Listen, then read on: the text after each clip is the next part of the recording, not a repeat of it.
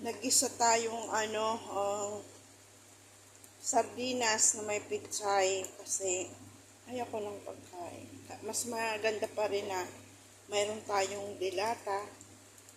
May napukot-kot minsan, diba? Ginisak ko sa bawang, sibuyas, kamatis, luya.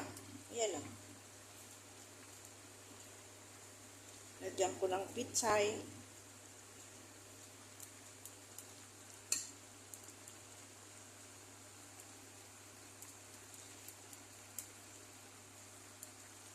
Siyempre, timplahan natin.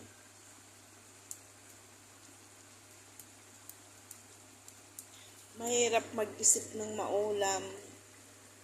Ang ulam kasi namin dito, yun at yun na lang. Kaya, mas minsan, pag napupunta ako ng supermarket, pag may nakikita akong pagkain Pilipino, talagang as in bumibili ako kasi hindi ko kaya ang pagkain nila eh. Yun at yun, karnero, manok. Bira lang sila ng isda. Mahilig din ako sa isda, pero gusto ko mang iba-ibang luto. Sila ang alam nilang luto, inihaw lang. Babaw sa kanin, prito, ibabaw sa kanin, yun lang.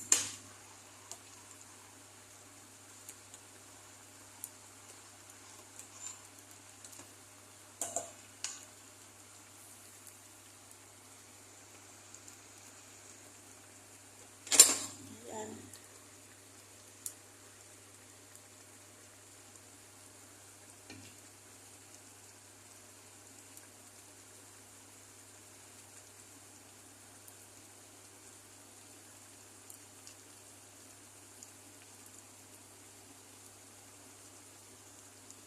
Okay na to. Ito yung katapat nun. It's okay na yun. Sob na ang pangnanghalian. Itlog naman po yan. Pinalamanan ko ng patatas. Ginisak ko sa yung patatas. Sibuyas, kamatis, tapos nilagay ko yung patatas. Pre-night ko muna po yung patatas. Tapos, ginanyan ko na.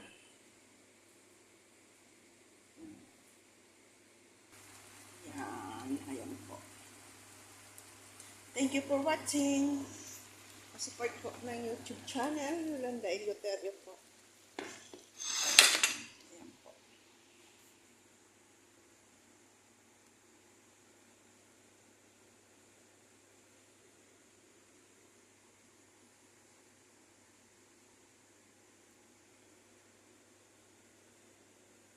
The lunch is done.